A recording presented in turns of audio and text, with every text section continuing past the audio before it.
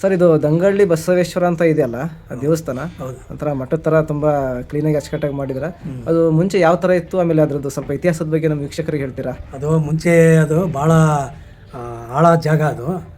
ಅದರಲ್ಲಿ ಒಂದು ಸಣ್ಣ ಗೋಪುರ ಟೈಪು ಕಲ್ಲಿನ ಗುಡಿ ಮಾಡಿದ್ರು ಅಲ್ಲಿ. ಒಂಥರ ಗುಹಾಂತರ ದೇವಾಲಯ ಥರ. ಹಾಂ. ನಿಮ್ಮ ಹೆಸರು ಸರ್? ಧನಂಜಯ ಅಂತ. ಧನಂಜಯ ಅಂತನಾ? ಸರ್ ಈ ಊರಿನ ಗ್ರಾಮಸ್ಥರ ನೀವು? ಹೌದು. ಈ ದೇವಸ್ಥಾನದ ಸ್ವಲ್ಪ ಇತಿಹಾಸದ ಬಗ್ಗೆ ಹೇಳ್ತೀರಾ ನಮಗೆ? ದೇವಸ್ಥಾನದ ಬಗ್ಗೆ ಇತಿಹಾಸ ತುಂಬ ಇದೆ.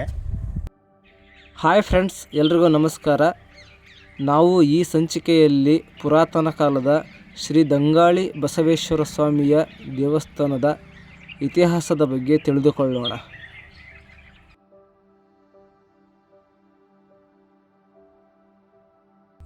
ಹಾಯ್ ಫ್ರೆಂಡ್ಸ್, ಎಲ್ರಿಗೂ ನಮಸ್ಕಾರ. ನಾವು ಈ ಸಂಚಿಕೆಯಲ್ಲಿ ದಂಗಾಳಿ ಬಸವೇಶ್ವರ ಸ್ವಾಮಿ ದೇವಸ್ಥಾನಕ್ಕೆ ಬಂದಿದ್ದೀವಿ. ಇದೊಂದು ಪುರಾತನವಾದ ದೇವಸ್ಥಾನವಾಗಿದ್ದು ಇದನ್ನು ಇತ್ತೀಚಿನ ದಿನಗಳಲ್ಲಿ ಜೀರ್ಣೋದ್ಧಾರ ಮಾಡಿದ್ದಾರೆ. ಇಲ್ಲಿನ ಒಂದು ಇತಿಹಾಸವನ್ನು ದೇವಸ್ಥಾನದ ಅರ್ಚಕರ ಬಳಿ ಮತ್ತು ಗ್ರಾಮಸ್ಥರ ಬಳಿ ತಿಳಿದುಕೊಳ್ಳೋಣ ಬನ್ನಿ. ನೋಡಿ ಫ್ರೆಂಡ್ಸ್, ಎಷ್ಟು ವಿಶಾಲವಾಗಿದೆ ವಾತಾವರಣ. ಈ ದೇವಸ್ಥಾನದ ಸುತ್ತಮುತ್ತ ಒಳ್ಳೆಯ ವಾತಾವರಣ, ಪ್ರಕೃತಿಯ ಮಡಿಲಿನಲ್ಲಿದೆ ಈ ಒಂದು ದೇವಸ್ಥಾನ. ಇದು ಪುರಾತನ ಕಾಲದ ದೇವಸ್ಥಾನವಾಗಿದ್ದು ಇತ್ತೀಚಿನ ದಿನಗಳಲ್ಲಿ ಇದನ್ನು ಜೀರ್ಣೋದ್ಧಾರ ಮಾಡಿದಾರಂತೆ. ತುಂಬ ಅಚ್ಚುಕಟ್ಟಾಗಿ, ತುಂಬ ಕ್ಲೀನ್ನೆಸ್ ಆಗಿ ಜೀರ್ಣೋದ್ಧಾರ ಮಾಡಿದ್ದಾರೆ ಫ್ರೆಂಡ್ಸ್. ವಿಶಾಲವಾದ ಪ್ರದೇಶದಲ್ಲಿ ಇದನ್ನು ಜೀರ್ಣೋದ್ಧಾರ ಮಾಡಿ ಒಂಥರ ಪಾರ್ಕ್ ಥರ ಮಾಡಿಬಿಟ್ಟಿದ್ದಾರೆ. ಗಣೇಶನ ದೇವಸ್ಥಾನ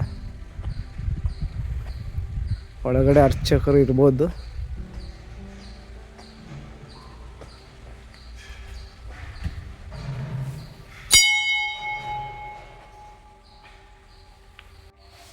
ನೋಡಿ ಫ್ರೆಂಡ್ಸ್, ಪೂಜೆ ನಡೀತಾ ಇದೆ. ದಂಗಾಳಿ ಬಸವೇಶ್ವರ.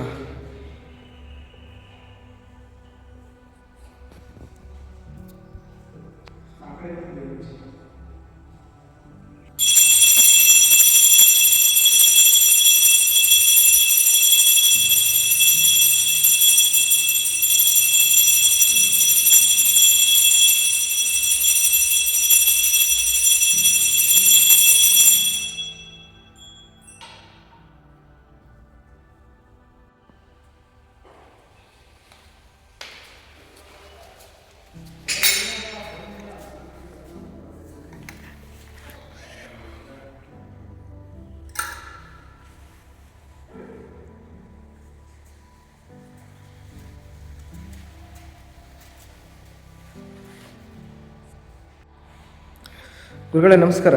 ನಮಸ್ಕಾರ. ಗುರುಗಳೇ, ನಿಮ್ಮ ಹೆಸರು?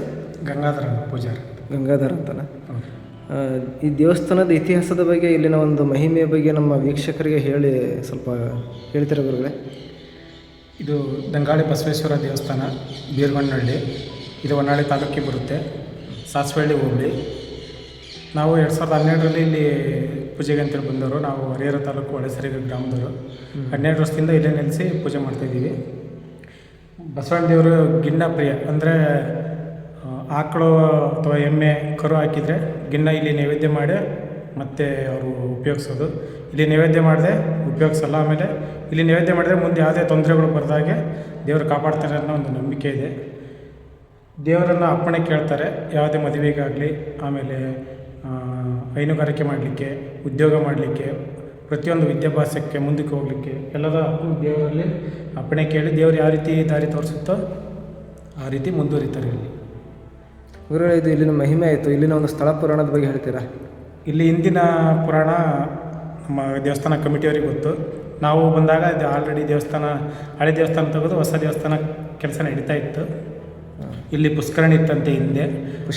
ಪುಷ್ಕರಣಿ ಇಲ್ಲಿ ಇತ್ತಂತೆ. ಅದು ಕೆಲಸ ಮಾಡುವಾಗ ಅದು ನಡಿಗೆ ಬರುತ್ತೆ, ತೊಂದರೆ ಆಗುತ್ತೆ ಅಂತೇಳಿ ಅದನ್ನು ಮುಚ್ಚಿ ಕೆಲಸ ಮಾಡಿದ್ದಾರೆ. ಅದು ಇದ್ದಿದ್ರೆ ಇವತ್ತು ಚೆನ್ನಾಗಿರ್ತಿತ್ತು. ನಾವೆಲ್ಲ ಈ ಪೂಜೆಗೆ ಇಲ್ಲಿ ಬೋರ್ ಮಾಡಿದ್ದಾರೆ, ಬೋರೆಲ್ಲ ನೀರು ಉಪಯೋಗಿಸ್ತೀವಿ ಪೂಜೆಗೆ. ಆಮೇಲೆ ಪ್ರತಿ ಅಮಾವಾಸ್ಯೆಗೆ ದಾಸೋಹ ನಡೆಯುತ್ತೆ. ಅಮಾವಾಸ್ಯೆಗೆ ಒಂದು 1200 ಜನವರೆಗೂ ಭಕ್ತರು ಬರ್ತಾರೆ ಇಲ್ಲಿಗೆ. ಸೋಮವಾರ ಬಸವಣ್ಣನ ವಾರ, ಅವತ್ತು ಒಂದು 150-200 ಜನ ಭಕ್ತರು ಬರ್ತಾರೆ. ಪ್ರತಿದಿನವೂ ಬರ್ತಾ ಇರ್ತಾರೆ, ಅಪ್ಪಣೆ ಕೇಳ್ತಾ ಇರ್ತಾರೆ. ದಿನನಿತ್ಯ ಪೂಜೆ ನಡೀತಾ ಇರುತ್ತೆ. ಗುರುಗಳಲ್ಲಿ ಹಿಂದ್ಗಡೆ ಮೂರ್ತಿ ಇದಾವಲ್ಲ, ಅದು ಎದ್ರದ್ದು ಏನು ವಿಶೇಷತೆ? ಅಷ್ಟದಿಕ್ಪಾಲಕರು, ಆಮೇಲೆ ಉಣ್ಣೆ ಬಸವಣ್ಣ ಅಂತೇಳಿ. ಅಂದರೆ ದನಗಳಿಗೆ ಉಣ್ಣೆ ಆದರೆ ಇಲ್ಲಿ ಒಂದು ಕಾಯಿ ಬಂದು ಹೇಳಿ ಉಳ್ಳಿ ಬಿಟ್ಟು ಹೋದರೆ ಉಣ್ಣೆಗಳೆಲ್ಲ ಉಳ್ಳಿ ಹೋಗ್ತಾವಂತೆ. ಹಿಂದಿನಿಂದ ಇರ್ತಕ್ಕಂಥ ಮೂರ್ತಿ ಅದು. ಇಲ್ಲಿ ಅದು ಪದ್ಧತಿ ಇವತ್ತು ನಡೀತಾ ಇದೆ. ಅಲ್ಲಿ ಹಿಂದ್ಗಡೆ ಇರೋದು ಅಷ್ಟದಿಕ್ಪಾಲಕರು. ಅಷ್ಟದಿಕ್ಪಾಲಕರು. ಗುರುಗಳೇ, ಪುಷ್ಕರಣೆ ಇರೋಂಥ ಸ್ಥಳ ತೋರಿಸ್ತೀರಾ ಸ್ವಲ್ಪ ನಮಗೆ? ಇಲ್ಲೇ ಈ ಕಡೆ ಇದು ಯಾವ ಥರ ವಾಸ್ತುಶಿಲ್ಪ ಗುರುಗಳೇ? ಹೊಸದಾಗಿ ಕಟ್ಟಿದರೆ ದ್ರಾವಿಡ ವಾಸ್ತುಶಿಲ್ಪನ?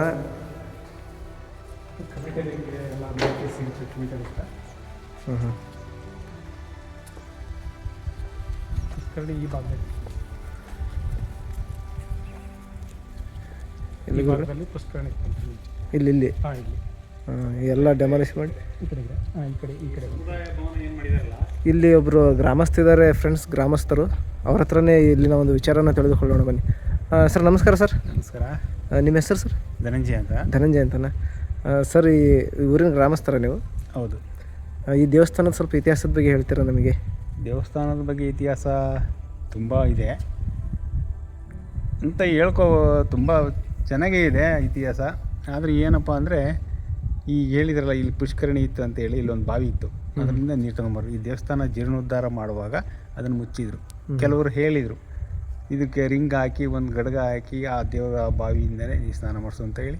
ಆದರೆ ಯಾರೂ ನಂಬಲಿಲ್ಲ. ಕೆಲವರು ಎಲ್ಲ ಅದನ್ನು ಮುಚ್ಚಿ ಜಾಗ ಆಗಲ್ಲ ಹಾಗೆ ಹೀಗೆ ಅಂತೇಳಿ ಎಲ್ಲ ಇದು ಮಾಡಿದ್ದು ಸರ್.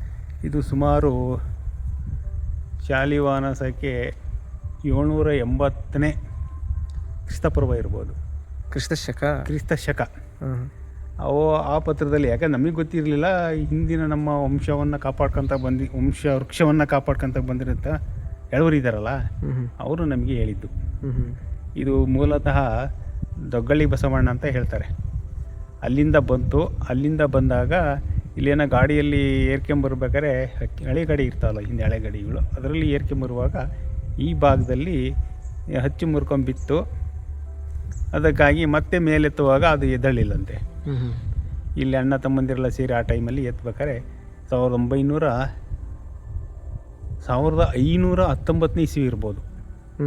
1519.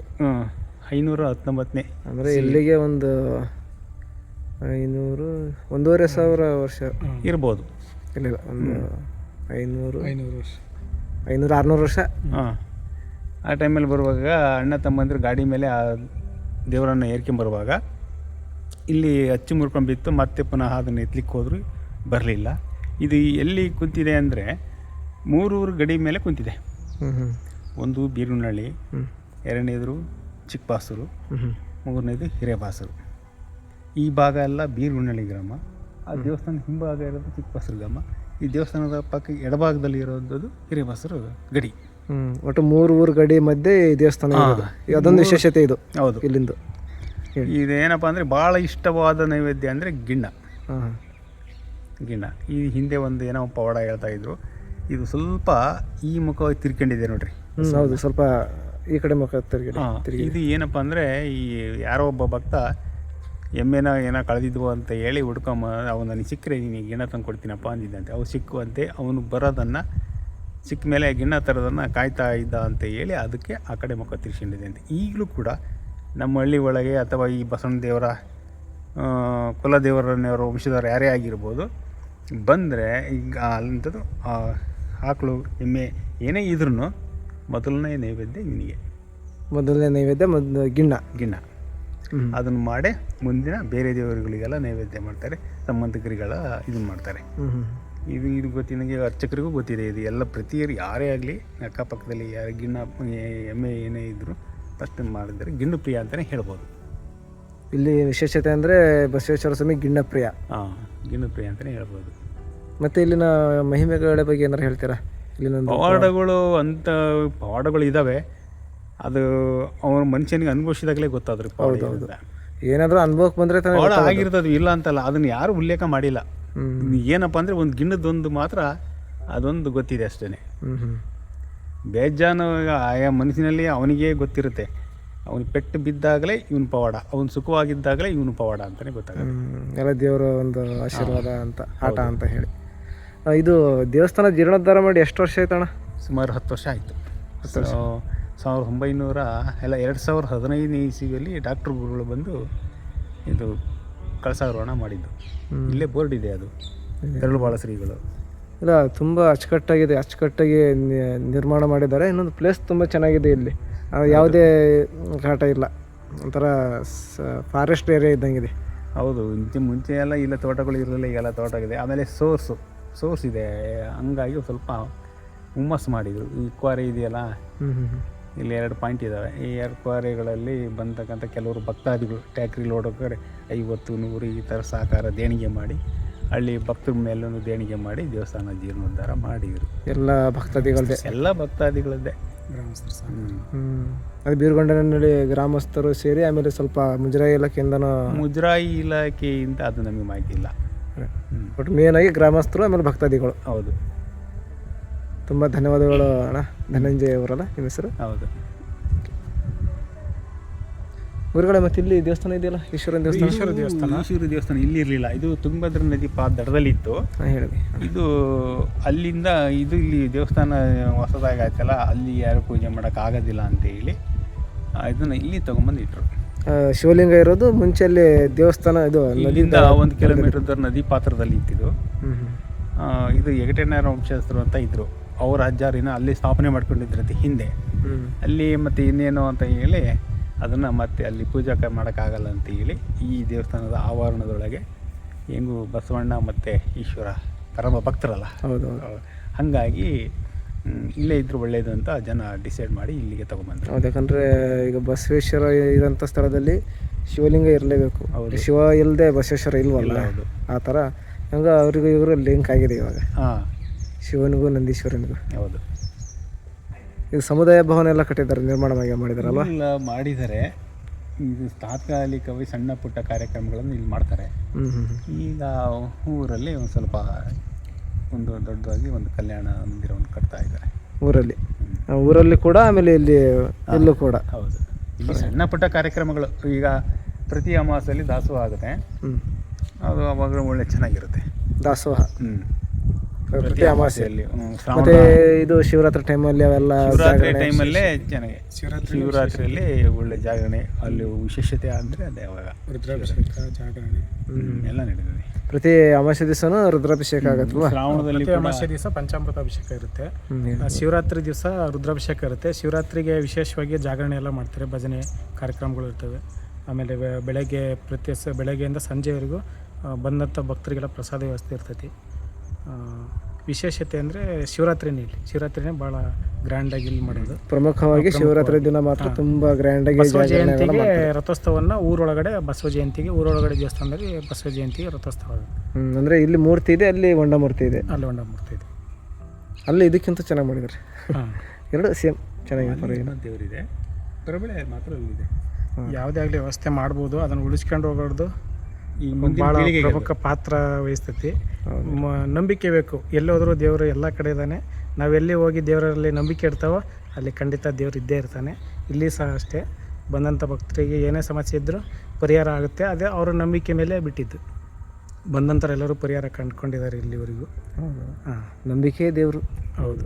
ಇಲ್ಲಿ ಯಾರೇ ಆಗಲಿ ದೇವಸ್ಥಾನದ ಹತ್ರ, ದೇವಸ್ಥಾನದ ಮುಂದೆ ತಪ್ಪು ಮಾತಾಡೋಂಗಿಲ್ಲ. ಅವನು ಏನಾದ್ರು ತಪ್ಪು ಮಾಡಿದ ಅಂದರೆ ಅವನಿಗೆ ಶಿಕ್ಷೆ ಕಟ್ಟಿಟ್ಟು ಬತ್ತಿ. ನಮ್ಮೂರ ಇತಿಹಾಸದಲ್ಲೇ, ನಮ್ಮೂರಲ್ಲಿ ಈ ಕೆಲವೊಂದು ಹಿಸ್ಟ್ರಿಗಳಿದ್ದಾವೆ.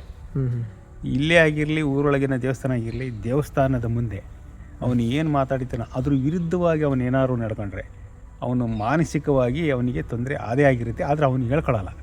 ಅಂದರೆ ಇಲ್ಲಿ ದೇವಸ್ಥಾನದಾಗ ಈ ಥರ ಮಾಡ್ತೀವಿ ಅಂತ ಮಾತು ಕೊಟ್ಟಿರ್ತಾರೆ. ಆ ಮಾತು ತಪ್ಪಿದ್ರೆ ಹೌದು ಎಡವಟ್ಟಾಗತ್ತೆ ಅಂತ. ಎಡವಟ್ಟಾಗತ್ತೆ, ಅದೇ ಒಂದು ದೊಡ್ಡ ಪವಾಡ ಅಂತಲೇ ಹೇಳ್ಬೋದು ನಮ್ಮೂರು ದೇವ್ರನ್ನ. ಅಂದರೆ ನೀವು ಹೇಳ್ತಾ ಹೋದ್ರೆ ಇನ್ನೂ ತುಂಬಾನೇ ಇದೆ. ಒಂದೊಂದೇ ವಿಚಾರಗಳು ಪವಾಡ ಯಾರಿಗೂ ಗೊತ್ತಿರಲ್ಲ. ಇವನ್ ಪವಾಡ ಅವನಿಗೆ, ಆ ಮನುಷ್ಯನಿಗೆ ಅರಿವಾದಾಗಲೇ ಓಹೋ ಇದು ಈ ದೇವರಿನ ಒಂದು ಅನುಭವಿಸಿದಾಗಲೇ ಗೊತ್ತು. ಹೌದು.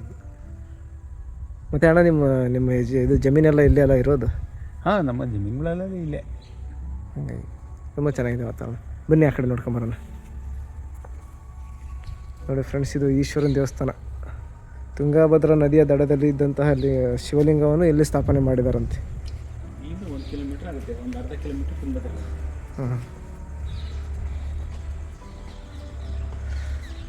ಸಮುದಾಯ ಭವನ, ರಂಗಮಂದಿರ, ಏನಾದರೂ ಸಣ್ಣ ಪುಟ್ಟ ಕಾರ್ಯಕ್ರಮಗಳು ಜವಳ ಹೌದು. ಇಳ್ಳೆವು ಅವೆಲ್ಲ ಕಾರ್ಯಕ್ರಮಗಳು ಇಲ್ಲಿ ಮಾಡ್ತಾರೆ. ಸಣ್ಣ ಮದುವೆಗಳು ಇಲ್ಲಿ ಮಾಡ್ಕೊಂಡು ಇದೊಂಥರ ಪುಣ್ಯಕ್ಷೇತ್ರ ಗುರುಗಳೇ. ಹೌದ್ರಿ ಹೌದು. ಹೌದು, ಯಾಕಂದರೆ ಇಂಥ ವಾತಾವರಣ ನಿರ್ಜನ ಸ್ಥಳದಲ್ಲಿ ದೇವ್ರ ಪವಾಡ ಜಾಸ್ತಿ ಇರುತ್ತೆ. ಇಲ್ಲಿಗೆ ಬಂದರೆ ಸಂಜೆ ಮನೆಗೆ ಹೋಗ್ಬೇಕು ಅನ್ಸಲ್ಲ. ಹೌದು, ಅಷ್ಟು ವಾತಾವರಣ ತುಂಬ ಶಾಂತಿ ಸಿಗುತ್ತೆ. ಮನಸ್ಸಿಗೆ ಶಾಂತಿ ಸಿಗುತ್ತೆ, ನೆಮ್ಮದಿ ಸಿಗುತ್ತೆ. ಹೌದು. ಮತ್ತು ಇನ್ನು ಇದ್ರ ಬಗ್ಗೆ ಇನ್ನೂ ಹೆಚ್ಚಿನ ಮಾಹಿತಿ ತಿಳ್ಕೊಬೇಕಂದ್ರೆ ನಾವು ಯಾರನ್ನ ಕಂಟ್ರೋಲ್ ಊರಲ್ಲಿ ಗ್ರಾಮಸ್ಥರು ಇದ್ದಾರೆ, ಕಮಿಟಿಯವರು ಇದ್ದಾರೆ. ಅವರಿಗೆ ಇತಿಹಾಸ ಹಿಂದಿನ ಮಾಹಿತಿ ಎಲ್ಲ ಅವ್ರಿಗೆ ಗೊತ್ತಿದೆ. ಈಗ ಕಮಿಟಿಯವ್ರನ್ನ ವಿಚಾರಣೆ ಮಾಡಿದರೆ ಇದಕ್ಕಿಂತ ಹೆಚ್ಚಿನ ಮಾಹಿತಿ ಸಿಗುತ್ತೆ ಅಂತ. ಹೌದು, ಖಂಡಿತ. ತುಂಬ ಧನ್ಯವಾದಗಳು ಗುರುಗಳೇ. ಆಯಿತು, ನಮಸ್ತೆ. ಹಾಯ್ ಫ್ರೆಂಡ್ಸ್, ನಮಸ್ಕಾರ ಎಲ್ರಿಗೂ. ನಾವು ಇವತ್ತಿನ ಸಂಚಿಕೆಯಲ್ಲಿ ಶ್ರೀ ದಂಗಾಳಿ ಬಸವೇಶ್ವರ ದೇವಸ್ಥಾನದ ಒಂಥರ ಅದು ತುಂಬ ಅಚ್ಚುಕಟ್ಟಾಗಿದೆ. ಅದರ ಇತಿಹಾಸವನ್ನು ಕಮಿಟಿಯ ಸದಸ್ಯರ ಹತ್ರ ಮಾತಾಡಿ ತಿಳಿದುಕೊಳ್ಳೋಣ ಬನ್ನಿ. ಫ್ರೆಂಡ್ಸ್, ಇದೇ ದಂಗಾಳಿ ಬಸವೇಶ್ವರ ಸ್ವಾಮಿಯ ಒಂದು ದೇವಸ್ಥಾನದ ಕಮಿಟಿಯ ಅಧ್ಯಕ್ಷರಿವರು. ಸರ್ ನಮಸ್ಕಾರ. ಸರ್ ನಮಸ್ತೆ. ನಿಮ್ಮ ಹೆಸರು? ಬಸವರಾಜಪ್ಪ. ಬಸವರಾಜಪ್ಪ ಅಂತಾರ ನಿಮ್ಮ ಹೆಸರು? ಹೌದು ಸರ್, ಇದು ದಂಗಳ್ಳಿ ಬಸವೇಶ್ವರ ಅಂತ ಇದೆಯಲ್ಲ ಆ ದೇವಸ್ಥಾನ, ಹೌದು. ಒಂಥರ ಮಠದ ಥರ ತುಂಬ ಕ್ಲೀನಾಗಿ ಅಚ್ಚುಕಟ್ಟಾಗಿ ಮಾಡಿದ್ರೆ, ಅದು ಮುಂಚೆ ಯಾವ ಥರ ಇತ್ತು, ಆಮೇಲೆ ಅದರದ್ದು ಸ್ವಲ್ಪ ಇತಿಹಾಸದ ಬಗ್ಗೆ ನಮ್ಮ ವೀಕ್ಷಕರಿಗೆ ಹೇಳ್ತೀರಾ? ಅದು ಮುಂಚೆ ಅದು ಭಾಳ ಆಳ ಜಾಗ ಅದು. ಅದರಲ್ಲಿ ಒಂದು ಸಣ್ಣ ಗೋಪುರ ಟೈಪು ಕಲ್ಲಿನ ಗುಡಿ ಮಾಡಿದ್ರಲ್ಲಿ. ಅದರ ಗುಹಾಂತರ ದೇವಾಲಯ ಥರ ಇತ್ತು. ಆ ಥರ ಇತ್ತು. ಪಕ್ಕದಲ್ಲಿ ಒಂದು ಬಾವಿ ಇತ್ತು, ಒಂದು ಓಪನ್ ಬಾವಿ ಇದಿದ್ದು. ಅಲ್ಲೆಲ್ಲ ಏನು ಭಾಳ ಇದಾಗಿತ್ತು, ಅದು ಕಾಡು ಬೆಳೆದಂಗೆ ಬೆಳೆದಿತ್ತು. ಅಲ್ಲೆಲ್ಲ ಪೂಜೆ ಮಾಡೋಕೆ ಹೋಗೋರು ಭಾಳ ಹೆದರಿಕೆಯಿಂದ ಹೋಗಿ ಪೂಜಾರ, ಅಷ್ಟು ವರ್ಷಾಗಿತ್ತು ಅದು. ಅಂಥದ್ದನ್ನು ಇತ್ತೀಚೆಗೆ ಈಗ ಸುಮಾರು 15 ವರ್ಷದಿಂದ ಅದನ್ನು ನಮ್ಮ ಗ್ರಾಮದ ಎಲ್ಲ ಕಮಿಟಿ ಜನಗಳು ಸೇರ್ಕೊಂಡು, ಗ್ರಾಮಸ್ಥರು ಕಮಿಟಿಯವರು ಎಲ್ಲರೂ ಸೇರ್ಕೊಂಡು ಅದನ್ನು ಡೆಮೊಲಿಸ್ ಮಾಡಿ, ಊರಿನ ಗ್ರಾಮದಿಂದ ಸ್ವಲ್ಪ ದುಡ್ಡು ಗಿಡ್ಡು ಎತ್ಕೊಂಡು ಇದು ಮಾಡಿ ಅದನ್ನು ಹೊಸ್ದಾಗೆ ನಿರ್ಮಾಣ ಮಾಡಿ ಈಗ ಕಲ್ಲಿಂದ ಒಂದು ದೇವಸ್ಥಾನನ ಅಲ್ಲಿ ಕಟ್ಟಡ ಮಾಡಿಸಿದ್ದೇವೆ. ಆ ಬಾವಿದ್ದು ಮುಚ್ಚಿ ಹಾಕಿದ್ವಿ. ಆಮೇಲೆ ಅಲ್ಲಿ ಏನು ದೇವರು ಇತ್ತಲ್ಲ ಅದನ್ನು ಹೊರಗಡೆ ಎತ್ತಿಟ್ಟು, ಆ ನಂತರ ಅದು ಅದೇ ಜಾಗಕ್ಕೆ ಗರ್ಭಗುಡಿನೂ ಮುಂದುಗಡೆ ಹಾಲಿಗೂ ಎಲ್ಲ ಇದನ್ನು ಮಾಡಿ ಮುರುಡೇಶ್ವರದಿಂದ ಕಲ್ಲಿಂದ ಕಟ್ಟಡ ಮಾಡೋ ಅಂತ ಕರೆಸಿ ನಾವು ಬೆಂಗಳೂರು ಇದರಿಂದ ಕಲ್ಲು ತರಿಸಿ ಅದರಿಂದ ಇದನ್ನು ಮಾಡಿ ಅದನ್ನು ಕಟ್ಟಡ ಮಾಡಿದ್ವಿ. ಬೆಂಗಳೂರು ಅಂದರೆ ಇದು ದೊಡ್ಡಬಳ್ಳಾಪುರದಿಂದ ಕಲ್ಲಿನ ಶಿಲೆ ಎಲ್ಲ ಕಲ್ಲಿನ ಶಿಲೆ ತಗೊಂಬಂದು ಇಲ್ಲೇ ಕಟ್ಟಡ ಇಲ್ಲೇ ಕೆತ್ತಿಸಿ ಇಲ್ಲೇ ಇದನ್ನು ಮಾಡಿ ದೇವಸ್ಥಾನನ ಪೂರ್ತಿ ಮಾಡಿಸಿ, ಮತ್ತು ಪಕ್ಕದಲ್ಲಿ ಒಂದು ದಾಸೋಹ ನಡೆದ್ರೆ ಅದಕ್ಕೆ ಅಲ್ಲೇ ಎಲ್ಲ ಇದು ಮಾಡೋಕ್ಕೆ ಸಣ್ಣಕ್ಕೆ ಒಂದು ಸಡ್ಡು ಮಾಡಿದ್ದೀವಿ. ಸಣ್ಣ ಚೌಟ್ರಿ ಅನ್ನಾಗೆ ಮಾಡಿ ಅದ್ರ ಪಕ್ಕದಲ್ಲಿ ಅಡುಗೆ ಮನೆಯೂ ಮಾಡಿದ್ದೀವಿ. ಅದರ ಎದುರಿಗೆ ಈಶ್ವರ ದೇವಸ್ಥಾನನೂ ಒಂದು ಮಾಡಿದ್ದೀವಿ. ಮಾಡಿ ಎಲ್ಲ ಬಂದೋಬಸ್ತಾಗೆ ಮಾಡಿ ಅದನ್ನು ಅಷ್ಟನ್ನು ಭಾಳ ನೀಟ್ನೆಸ್ಸಾಗಿ ಎಲ್ಲ ಮಾಡಿ ಪೂರೈಸಿದ್ದೇವೆ. ಅದು ದೊಗ್ಗಾಳಿಯಿಂದ ಹಿಂದೆ ತೊಗೊಂಬಂದಿದ್ರಂತ ಅಲ್ಲಿ ಹೇಳಿ. ಹಿಂದಿನ ಜನ ದೊಗ್ಗಾಳಿಯಿಂದ ಒಂದು ಬಂಡಿಗ ಇದ್ರ ಮೇಲೆ ಏರ್ಕೊಂಬಂದು ಬರ್ತಾ ಇರ್ಬೇಕಾರೆ ಬೀರ್ಗೊಂಡನಹಳ್ಳಿ ಗ್ರಾಮಕ್ಕೆ ಅಂತಲೇ ತರ್ತಾ ಇರ್ಬೇಕಾರೆ ಅಲ್ಲಿ ಬೀರ್ಗೊಂಡನಹಳ್ಳಿ ಗಡಿ, ಚಿಕ್ಕಬಾಸೂರು ಗಡಿ ಮತ್ತು ಹಿರೇಬಾಸೂರು ಗಡಿ 3 ಗಡಿ ಮಧ್ಯಕ್ಕೆ ಅದು ಅಲ್ಲಿ ಬಂದ ಮೇಲೆ ಗಾಡಿ ಹಚ್ಚು ಮುರ್ಕೊಂಡು ಬಿದ್ದು ಅದು ಅಲ್ಲೇ ಇದಾಯ್ತು. ಎಲ್ಲ ಗ್ರಾಮಸ್ಥರು ಸೇರಿ ಬೇಡ ಇದು ಯಾಕೆ ಇಲ್ಲೇ ಇದಾಗಿದೆ, ಇದನ್ನು ಇಲ್ಲೇ ನಾವು ನಿರ್ಮಾಣ ಮಾಡಿಬಿಡೋಣ ಅತ್ಲಾಗೆ ಅಂದು ಅಲ್ಲೇ ಸ್ಥಾಪನೆ ಮಾಡಿದ್ರು. ಅಲ್ಲಿ ಸ್ಥಾಪನೆ ಮಾಡಿ ಅವರಿಗೆ ಅವತ್ತಿನ ಇದ್ರಾಗೆ ಎಷ್ಟು ಮಾಡ್ಬೇಕೋ ಅಷ್ಟು ದೇವಸ್ಥಾನ ಮಾಡಿದರು. ಈಗ ಇತ್ತೀಚಿನವರು ನಾವೆಲ್ಲ ಸೇರ್ಕೊಂಡು ಗ್ರಾಮಸ್ಥರು ಕಮಿಟಿಯವರು ಎಲ್ಲ ಸೇರ್ಕೊಂಡು ಈ ಥರ ಕಲ್ಲಿನ ದೇವಸ್ಥಾನ ಒಂದು ನಿರ್ಮಾಣ ಮಾಡಿದ್ದೇವೆ. ಸಮೀರ, ದೇವ್ರನ್ನ ಕರ್ಕೊಂಬಂದು ಎಷ್ಟು ವರ್ಷ ಆಗಿರ್ಬೋದು? ಅಲ್ಲಿಂದ ಸುಮಾರು ಒಂದು 100-200 ವರ್ಷ ಮೇಲೆ ಇರ್ಬೋದು. ಅದೇನು ಕಮ್ಮಿ ಏನಿಲ್ಲ, ಅದು 100-200 ವರ್ಷದ್ದು. ಅಂದರೆ ಎಲ್ಲ ನಿಮ್ಮ ತಾತ ಮುತ್ತಾತ ಅವರ ಕಾಲದಾಗ ಅದು ಬಂದಿರೋದು ಬಂದಿರೋದು. ಅದು ಏನು ಅವಾಗ ತಗೊಂಬಂದು ಸ್ಥಾಪನೆ ಮಾಡಿದ್ರೆ ಅವಾಗ ಅಷ್ಟೇ ಅದು ಗುಡಿ ಇದ್ದದ್ದು. ಅದನ್ನು ಇತ್ತೀಚಿನವರು ಸ್ವಲ್ಪ ಇದನ್ನು ಮಾಡ್ಕೊಂಡು ಅದನ್ನು ನಿರ್ಮಾಣ. ಅದ್ರ ಬಗ್ಗೆ ಇನ್ನೂ ಹಿಂದಿನ ಮಾಹಿತಿ ನಿಮಗೇನು ಇಲ್ಲ ಅದು ಹಿಂದಿಂದು ನಮಗೆ ಅಷ್ಟು ಏನೂ ಗೊತ್ತಿಲ್ಲ. ಅದೇ ಇಷ್ಟಂತೂ ಅಷ್ಟೇ ನಮಗೆ ಗೊತ್ತಿರೋದು. ಅಷ್ಟು ಮಟ್ಟಕ್ಕೆ ನಾವು ಇಷ್ಟು ಹೇಳ್ಬೋದು. ಆಟೆ ನೀವು ತಿಳಿದಿದ್ದು ನೀವು ಹೇಳಿದ್ದೀರಾ. ತಿಳಿದದ್ದು ನಮಗೆ ಗೊತ್ತಿರೋದು ಅಷ್ಟೇ ಹೇಳ್ಬೋದು. ಅದೇ ಅದು ಏನಕ್ಕೆ ತಂದರು ಅಂತ ಎಲ್ಲ ಪೂರ್ವಕರಿಗೆ ಗೊತ್ತು. ಅದು ಹಿಂದಿನವರಿಗೆ ಗೊತ್ತು. ಅದು ಯಾಕೆ ತಂದರು ಯಾಕೆ ಬಿಟ್ಟರು ಅನ್ನೋದು ಅದು ನಮಗೆ ಗೊತ್ತಿಲ್ಲ. ಏನು ಅದನ್ನು ಎಲ್ಲರೇ ಆ ಗ್ರಾಮದಾಗ ಏನಾರೇ ನೋಡ್ಗಿಡಿದ್ರು ಏನಾರ ಅವರು ತೆಗೆದಿಟ್ಟಿದ್ರು, ಅದಕ್ಕೆ ಏನಾರೇ ಇದನ್ನು ಮಾಡ್ದಂಗೆ ಬಿಟ್ಟಿದ್ರು ಏನೋ ಗೊತ್ತಿಲ್ಲ. ಇದು ನಮ್ಮೂರಿಗೆ ಒಯ್ಯನ್ ತೆಗೀರಿ ಅಂತ ಇವ್ರು ಏನಾರೇ ಗಾಡಿ ಮೇಲೆ ಏರ್ಕೊಂಡು ತಗೊಂಬಂದಿರ್ಬೋದು ಅಂತ ನನ್ನ ಅನಿಸಿಕೆ ಪ್ರಕಾರ ಹೇಳೋದಷ್ಟೇ. ಇರ್ಬೋದು ಅಂತ ಅಂದರೆ ಬಂದು ಅದೇ ಗಡಿಗೆ ಕರೆಕ್ಟಾಗಿ ಹಚ್ಚು ಮುರ್ಕೊಂಬಿದ್ದಿರೋದ ಒಂದು ಇದನ್ನು ಹೇಳಿ ಅದು ಒಬ್ರಿಗೊಬ್ರು ಹೇಳ್ಕೊಂತ ಬಂದರು. ಅಂದರೆ ಈಗ ನಿಮಗೆ ತಿಳಿದ ಮಟ್ಟಿಗೆ ಮತ್ತೆ ಏನಾರು ಸ್ವಾಮಿದ್ದು ಏನಾರು ಪವಾಡ ಗಿವಾಡ ನಡೀತೈತೆ? ಅಲ್ಲ ನಡೀತತಿ ಪವಾಡ ಅಂತಂದರೆ ಏನು ಎಲ್ಲ ಭಕ್ತರು ಕಷ್ಟ ಸುಖಗಳಿಗೆ ಹೋಗ್ತಾರೆ, ಪೂಜೆ ಆಗ್ತತಿ, ಹೂವು ಅಪ್ಪಣೆ ಕೇಳ್ತಾರೆ, ಅಪ್ಪಣೆನೂ ನಡೀತೈತಿ. ಆಮೇಲೆ ಇನ್ನೊಂದು ಇತ್ತೀಚೆಗೆ ಪ್ರತಿ ಅಮಾವಾಸ್ಯೆನೂ ಭಕ್ತರು ಒಂದೊಂದು ಅಮಾವಾಸ್ಯೆ ದಾಸೋಹ ಮಾಡಿಸ್ತಾರೆ. ಅಭಿಷೇಕ ಮಾಡಿ ದಾಸೋಹ ಮಾಡಿಸ್ತಾರೆ. ವರ್ಷಕ್ಕೊಂದು ಶಿವರಾತ್ರಿ ದಿನ ಗ್ರಾಮಸ್ಥರು ಎಲ್ಲ ಸೇರಿ ಅಲ್ಲಿ ಸುಮಾರು ಒಂದು 1000 ಜನ ಸೇರ್ತತಿ. ಅಲ್ಲೆಲ್ಲ ಅಭಿಷೇಕ ಮಾಡಿಸಿ ಆಮೇಲೆ ಜವಳ ಕೆಲವೊಂದು ಮದುವೆಗಳು ಮಾಡ್ಕೊಂಡು ಹೋಗ್ತಾರೆ. ಅದೇ ಟೈಮ್ನಾಗ ಮಾಡ್ತವೆ ಅಂದರು. ಮದುವೆನೂ ನಡೆಯುತ್ತವೆ. ಮದುವೆನೂ ಅವರಾಗೆ ಇಷ್ಟಪಟ್ಟು ಬಂದರೆ ನಾವು ಮಾಡ್ಕೊಂಡು ಹೋಗ್ತೇವೆ. ಇಲ್ಲಿ ಅಂದರೆ ಮಾಡ್ಕೊಂಡು ಹೋಗ್ರಿ ಅಂತಲೂ ನಾವು ಕೊಟ್ಟಿದ್ದೇವೆ. ಮಾಡ್ಕೊಂಡು ಹೋಗ್ರಿ ಅಂದರೆ ಈ ಮಕ್ಕಳು ಜವಳ ತೆಗ್ಸೋದು, ಆಮೇಲೆ ಏನಾರು ಹೇಳ್ಕೊಂಡಾರು ಅದೇನೋ ಬಾಯಿ ಬೀಗದಾಗ ಬರ್ತಾರೆ. ಅದನ್ನ ಆಯ್ತಾ? ಬಾಯಿ ಬೀಗದಾಗೂ ಬರ್ತಾರೆ, ಮನೆಯಿಂದ ಬರ್ತಾರೆ, ಅದೆಲ್ಲ ನಡೀತೈತಿ. ಇದು ಅಪ್ಪಣೆ ಅಂತ ಹೇಳಿದ್ರಲ್ಲ, ಅದು ಯಾವ ರೀತಿಯಲ್ಲಿ ಆಗತ್ತೆ ಅಪ್ಪಣೆ? ಅದು ಹೂವು ಅದ್ರ ಮೇಲೆ ಮೈ ತುಂಬ ಹೂವು ಮುಡಿಸ್ತಾರೆ ದೇವರಿಗೆ. ಇಲ್ಲಿ ಅಪ್ಪಣೆ ಕೇಳ್ತಾರೆ, ಎಡ ಬಲ ಅಂತ ಏನು ಅವ್ರಿಗೆ ಕಷ್ಟದ್ದು ಏನು ಕೇಳ್ತಾರೆ. ಈಗ ಒಳ್ಳೇದಾದ್ರೆ ಬಲ ಕೊಡ್ರಿ, ಇಲ್ಲ ಅನ್ನೋದ್ರೆ ಎಡ ಕೊಡು ಅಂತ ಕೇಳ್ತಾರಲ್ಲ. ಅದು ಕೇಳೋದ್ರಿಂದ ಅದು ಒಳ್ಳೇದಿದ್ರೆ ಬಲದೊಂದು ಹೂವು ಹೋಗಿತೈತಿ, ಕೆಳಗೆ ಬೀಳ್ತೈತಿ. ಅಂದರೆ ಈ ಊರಲ್ಲಿ ಹಳೆ ಕಾಲದ್ದಂದರೆ ಅದೊಂದೇ?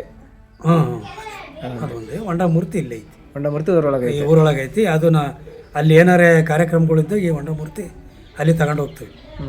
ತಗೊಂಡೋಗಿ ಇದನ್ನು ಅಲ್ಲಿಟ್ಟು ಆಂಜನೇಯ ಸ್ವಾಮಿ ಒಂದು ಹೊಂಡ ಮೂರ್ತಿ ಐತಿ, ಅವೆರಡು ಜೊತೆಗೆ ಹೋಯ್ತವೆ ಅಲ್ಲಿ. ಆಂಜನೇಯ ಸ್ವಾಮಿ ಅಂದರೆ ಮತ್ತೆ ಅದು ಜೊತೆಗೆ ಇರೋದ? ಇಲ್ಲ, ಅದು ಬೇರೆ ಐತಿ, ಇಲ್ಲೇ ಐತಿ. ಅದು ಆಂಜನೇಯ ಹೊಂಡ ಮೂರ್ತಿನೂ ಇಲ್ಲೇ ಐತಿ, ಇಲ್ಲಿ ಊರೊಳಗಡೆ ಐತಿ. ಅದು ಬಸವಣ್ಣನೂ ಹೊಂಡ ಮೂರ್ತಿ ಊರೊಳಗೆ ಐತಿ. ಏನಾರ ಅಲ್ಲಿ ಹಬ್ಬ ಹುಣಿಗಳು ಅಲ್ಲಿ ಕೆಲಸ ಮಾಡ್ತವೆ ಅಂದರೆ ಅವಾಗ ಇಲ್ಲಿ ಹೇಳ್ದು ಅಲ್ಲಿ ತಗೊಂಡು ಹೋಗ್ತವೆ. ಅಂದರೆ ಅದೇ ದೇವರು ಹೊಂಡ ಮೂರ್ತಿ ಇಲ್ಲಿ ಇರೋದು ಬಸವೇಶ್ವರದ್ದು? ಅದು ಶಿಲಾಮೂರ್ತಿ ಅಲ್ಲಿರೋದು, ಇದು ಹೊಂಡ ಮೂರ್ತಿ ಊರಾಗಿರೋದು ಹೊಂಡ ಮೂರ್ತಿ. ಆಮೇಲೆ ಪ್ರತಿ ವರ್ಷ ಬಸವನ ದೇವಸ್ಥಾನ, ಬಸವನ ಹಬ್ಬ, ಬಸವನ ಜಯಂತಿ ಆದ ಮಾರನೇ ದಿನಲೇ ತೇರು ಇಲ್ಲಿ ಪ್ರತಿ ವರ್ಷನೂ ಮಾಡ್ತೇವೆ. ಇಲ್ಲಿ ತೇರು ತುಂಬ ಜೋರಾಗಿ ನಡೀತೈತಿ. ರಥೋತ್ಸವ ಎಲ್ಲ ಮಾಡ್ತೀರ? ನಡೀತೈತಿ. ಊರಾಗೆಲ್ಲ ಸೇರಿ ಎಲ್ಲ ಅಕ್ಕಪಕ್ಕದ ಹಳ್ಳಿಯರು ಭಾಳ ದೂರದಿಂದಲೂ ಬರ್ತಾರೆ. ಅಂದರೆ ಆ ದೇವರ ಭಕ್ತರು ಇರ್ತಾರಲ್ಲ, ಮನೆದೇವ್ರನ್ಯಾರು, ಅದೇ ಅವರೆಲ್ಲರೂ ಬಂದು ಮಾಡ್ಕೊಂಡು ಹೋಗ್ತಾರೆ. ಇಲ್ಲೆಲ್ಲ ಆ ಥರ ತುಂಬ ಭಕ್ತಾದಿಗಳು ಸೇರ್ತಾರೆ. ಅಂದರೆ ಮಹಿಮೆ ತುಂಬಾನೇ ಐತಿ, ಭಾಳ ಜೋರೈತಿ ಮಹಿಮೆ. ಈಗ ನಿಮಗೆ ಇಷ್ಟು ತಿಳಿದು ನೀವು ಹೇಳಿದ್ದೀರ. ಪ್ರತಿ ವರ್ಷ ಶಿವರಾತ್ರಿಗೆ ಒಂದು ಸುಮಾರು ಹೆಚ್ಚು ಕಮ್ಮಿ ಅಂದ್ರೆ 1,500 ಜನ 2,000 ಜನ ಊಟ ಮಾಡ್ತೈತಿ ಇಲ್ಲಿ. ಅಷ್ಟು ಖರ್ಚು ಮಾಡ್ತೇವೆ ನಾವು. ಪ್ರತಿ ಅಮಾವಾಸ್ಯೆನೂ ಒಂದು 800-1,000 ಜನ ಅಮಾವಾಸ್ಯೆ. ಈಗ ಸುಮಾರು 12 ವರ್ಷ ಆಯ್ತು ನಾವು ಪ್ರತಿ ಅಮಾವಾಸ್ಯೆನೂ ಮಾಡೋಕೆ. ಅಂದರೆ ಅದನ್ನು ಪ್ರತಿಯೊಬ್ಬ ಭಕ್ತ ಹೇಳ್ಕೊಂಡು ಮಾಡ್ತಾನೆ. ತಿಂಗಳಿಗೆ ದೇವಸ್ಥಾನ ಜೀರ್ಣೋದ್ಧಾರ ಮಾಡಿ 15 ವರ್ಷ ಆಯಿತು. 12 ವರ್ಷದಿಂದ ಈ ಥರ ಪ್ರತಿ ಅಮಾವಾಸ್ಯೆ ಅನ್ನದಾಸೋಹ ಮಾಡ್ತಾ ಇದ್ದೀರಾ? ಮಾಡ್ತದೆ.